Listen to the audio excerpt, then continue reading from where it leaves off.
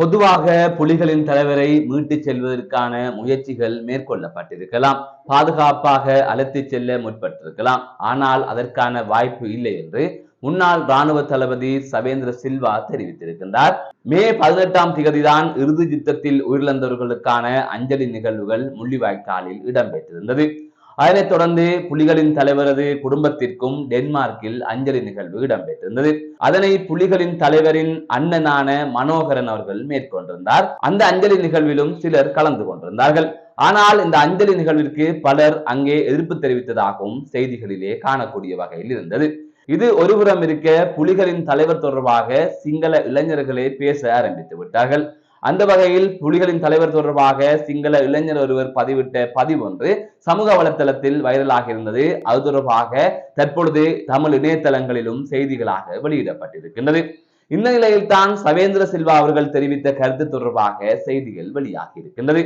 இறுதி கட்டத்தில் புலிகளின் தலைவரை காப்பாற்றி செல்வதற்கான முயற்சிகள் மேற்கொள்ளப்பட்டிருக்கலாம், ஆனால் அதற்கான வாய்ப்புகள் இல்லை என்று அவர் தெரிவித்திருக்கின்றார். ஊடகம் ஒன்றுக்கு வழங்கிய செவியிலேயே அவர் இந்த விடயத்தை தெரிவித்துள்ளதாக அறிய முடிகின்றது.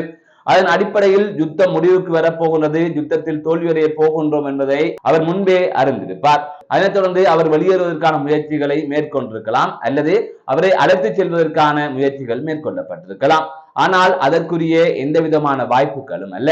சுற்றி வர இராணுவம் நின்றது. நான் 58வது படைப்பிரிவின் தளபதியாக இருந்ததால் இதனை கூறுகின்றேன் என்று அவர் தெரிவித்திருந்தார். அதனை தாண்டி அவரது உடலையும் மீட்டிருந்தோம் என்றும் அவர் தெரிவித்திருக்கின்றார். அதை தவிர 12,000க்கும் மேற்பட்ட போராளிகள் எங்களிடம் சரணடைந்திருந்தார்கள்.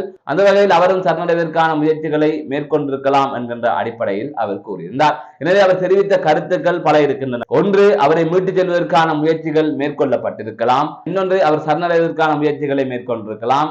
மற்றும் ஒன்று, அவர் போகக்கூடிய வாய்ப்புகள் இல்லாமல் இருந்திருக்கலாம். ஆனால் அவரது உடல் மீட்கப்பட்டிருந்தது. ஆகவே அவர் இறந்து விட்டார் என்பதை அவர் கூறியிருக்கிறார். அதாவது சில முயற்சிகள் அந்த கட்டத்தில் மேற்கொள்ளப்பட்டிருக்கலாம் என்கின்ற விடயத்தை சவேந்திர சில்வா அவர்கள் சுட்டிக்காட்டியதாகவே அந்த செய்தியின் ஊடாக அறிந்து கொள்ளக்கூடிய வகையில் இருப்பதாக தற்பொழுது சில ஊடகங்களில் செய்தி வெளியாகி இருக்கின்றது. மீண்டும் ஒரு காணொலி சந்திக்கின்றேன். நான் நடராசா ஜெயகாந்தன்.